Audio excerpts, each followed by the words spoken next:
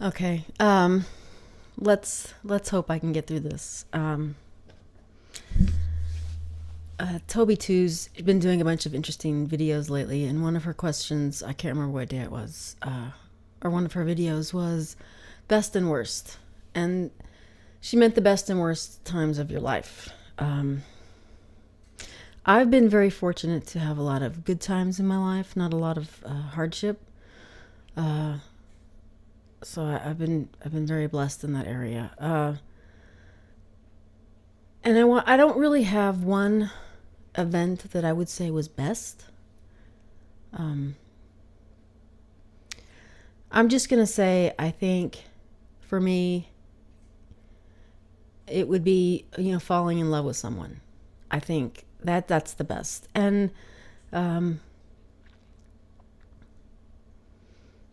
it each person was different, and each situation was different, and for whatever reason, it ended. That part doesn't matter. It was the feeling of falling in love, and that I think uh, is the best.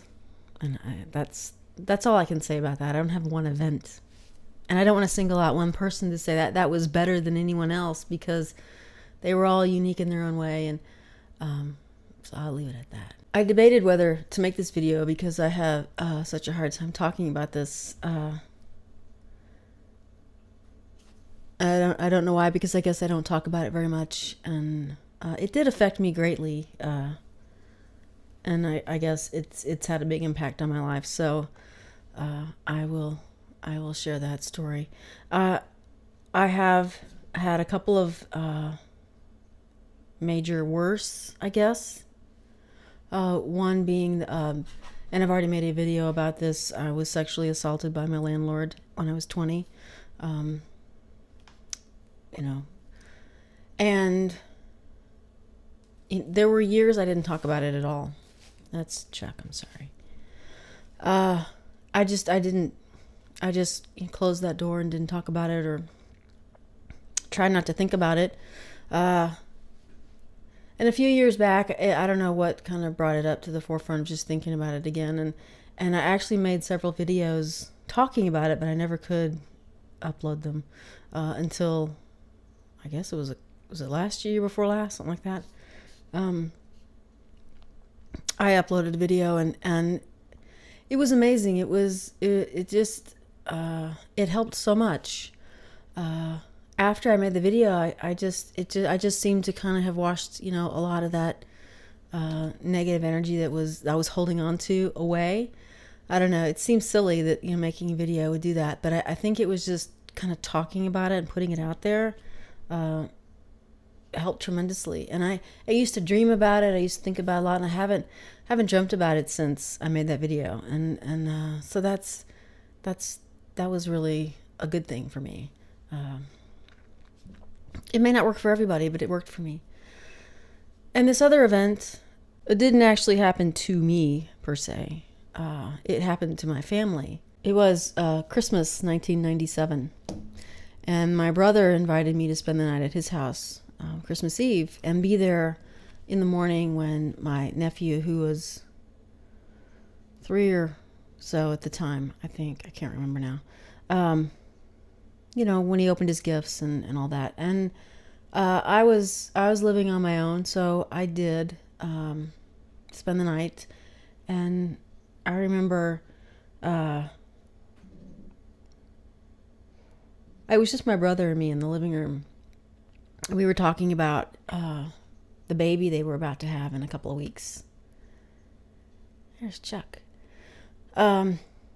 He showed me the stocking they had for him, and we just talked, baby stuff, because the baby was going to be, well, I guess it was 6 or 8 weeks maybe, that he was due.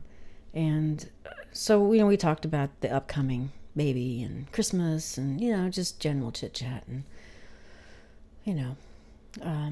I guess it was about 9 days after Christmas, 9 or 10 days. My brother and his wife were out shopping. I think they were out and about somewhere. And the baby started kicking a lot. And my sister-in-law says, extremely active. I mean, really more so than ever before. And then he got real still. So she immediately felt something was wrong. So they went to the emergency room, and they discovered that he had died. So at this point, he was 8 months along, and she was going to have to deliver. So they admitted her in the hospital and induced labor. I wanted to be there for my brother, and everyone in the family did. So I think my parents and step-parents were already at the hospital, and I remember my dad called and said, it was going to be a while, and we didn't know how long. And I said, well, call me when she's about to deliver, because, I wanted to be there. So I got the call about 6-something that he was coming. So I rushed to the hospital and got there just as they were putting him on my sister. He had just come out, and I just immediately burst into tears, seeing him and my brother and family. The staff at the hospital was, they were amazing. They said they were gonna wash him and get him dressed, and they did. They also gave my brother a Polaroid camera and suggested that we hold him and take pictures and that sort of thing.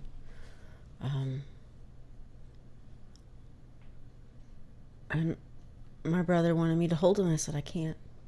So everyone in the family took turns holding him. And after everybody held him, my brother brought him back over to me and said, I want you to hold him. And I said, okay. I did. I felt like I held him forever. I don't know how long. But I found myself swaying back and forth with him like you would with a baby. I rocked him for a while. It was very surreal, I think. And my brother took a picture of us. I'm glad I held him. I'm glad I did that.